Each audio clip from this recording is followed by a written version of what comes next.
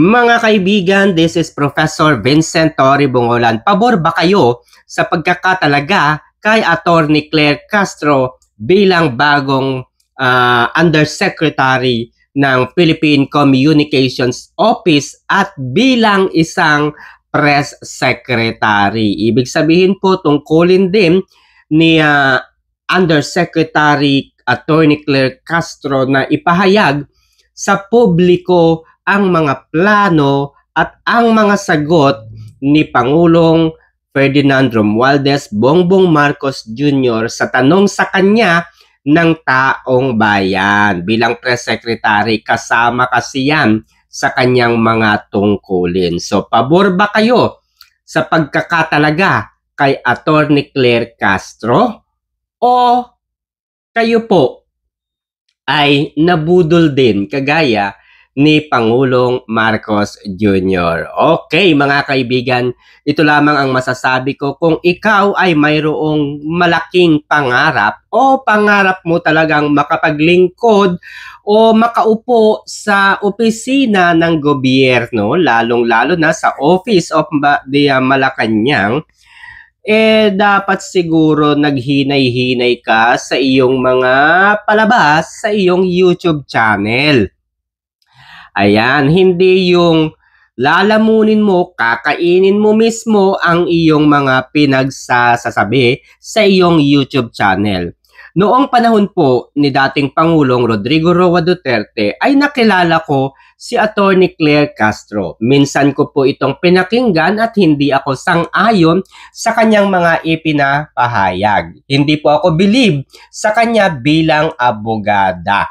Okay, hindi nga po ako believe sa kanya bilang abogada at minsan ko na rin pong tinira ang ilan sa kanyang mga vlog sa aking YouTube channel dahil may napansin po ako sa kanya na hindi niya ginagamit ang kanyang kaalaman sa batas, kundi ginagamit niya ang kanyang pang-personal na opinion or ang tinatawag nating idealist type of personality, mga kaibigan.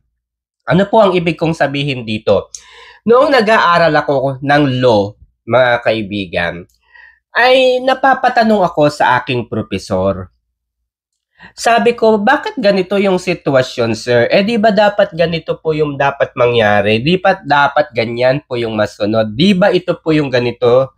Kasi hindi po nararapat yung ganito. Hindi po akma. Wala pong sense yung ganito. Alam nyo ang sabi sa akin ng profesor ko? The law may be harsh, but it is straightforward. Okay, so ibig sabihin, sabi sa akin ng aking profesor, bagamat yan yung sa tingin mo ay tama, bagamat yan ay yung ideal na dapat mangyari o maganap, kung hindi yan ang nakasulat sa ating saligang batas, hindi yan ang mangingibabaw, hindi yan ang masusunod. Okay? Igalang natin na ganito yung ating batas dahil mayroong mas malalim, mayroong mas malawak, at mayroon silang pinaghuhugutan ng kanilang mga naging desisyon kung bakit ito yung naisulat, ito yung sinasabi sa ating saligang batas. Bagamat may punto ang iyong sinasabi, mayroon din punto ang ating batas na kailangan nating unawain at intindihin. Mababaw lamang kasi pag tayo ang nag-interpret. Pero ang batas kasi ay isinulat yan, hindi lamang yan pinag-aralan ng isang araw. Yan po ay nirebisa, nagpasalin-salin sa opisina ng iba't ibang mga lawmakers. So bago yan naging isang batas, ay pinag-aralan yan. Tinalakay. Okay? So doon ko na unawaan na may mga bagay na sa tingin natin ay tama, ganito yung dapat mangyari, pero kung susuriin natin, mas mayroong sense ang pinaghuhugutan ng ating saligang batas. Okay? At yan po ang ugaling ipinakita ni Attorney Claire Castro sa kanyang mga vlog sa YouTube. Kaya nga po kinuwestiyon ko. Bagamat meron siyang punto doon sa kanyang sinasabi, pero hindi kasi yun ang nakasulat sa ating saligang batas. So hindi rin po yun magmamatter at hindi yun ang masusunod dahil wala yun sa ating saligang batas. Okay, so ganun nga po, may pangarap pala siyang maupo sa opisina ng gobyerno. Bakit naman kasi pinangunahan mo? Nagkokomento ka ng tungkol sa kanya. Ayan, Diyos ko po, nakakahiya ka ngayon dahil yung tao na inappoint mo, tinawag mong walang alam. My God. Anong mukha pa kaya yung ihaharap mo? Anong mukha kaya yung ihaharap mo kay President kapag nalaman niya yung video na sinabi mo sa kanya na sinabi mo sa kanya na napakadami niyang mga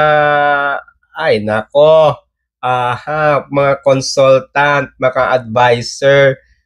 Nako, katungkulan yun ng Pangulo. Diskarte niya yun, mga kaibigan. Attorney Claire Castro, hintayin mo munang maging Pangulo ka. Kasi hindi porket Pangulo ka, alam mo ang lahat.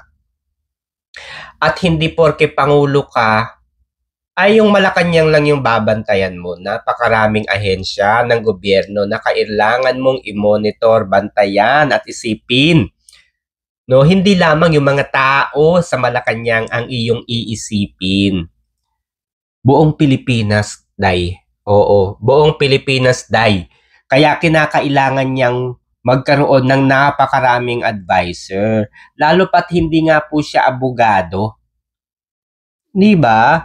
Lalo pat hindi siya abogado, so kailangan niya talaga ng mga advisor na magbibigay sa kanya ng mga tamang direksyon. Kaya lamang, dahil nga po hindi siya abogado, ay palpak lahat ng kanyang mga appointee. Ayan, yung kanyang mga in-appoint ay mga palpak. Kaya naman, ganito po ang nangyayari sa administrasyong ito ni President Ferdinand Romualdez Bongbong Marcos Jr. Okay, kaya naman nakikita ko dito, sa totoo lang, no, totoo yung pagiging weak leaders niya. Bakit? Mabait si Pangulong Bongbong Marcos Jr., mabait. Subalit ang sinasabi ni dating Pangulong Rodrigo Roa Duterte na pagiging weak ay hindi po ibig sabihin pagiging masamang leader. Isipin nyo yan, intindihin nyo yan. Ang pagiging weak ay hindi kapareho ng pagiging masamang leader.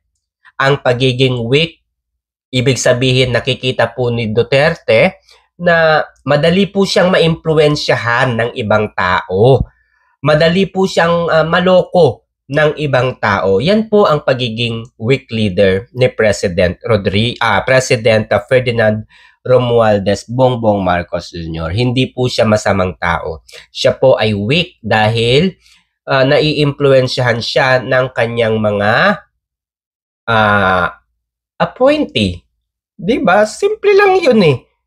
And ito po, pero ang tanong, kung kayo po, si Attorney Claire Castro, at alam ninyo in the past, tinitira ninyo, binabagsak ninyo, kinu-question ninyo ang pamumuno, no, ng Pangulo. Tapos, isang araw, ay inappoint kayo ng Pangulo na yun, meron ba kayong mukhang ihaharap sa kanya, Day?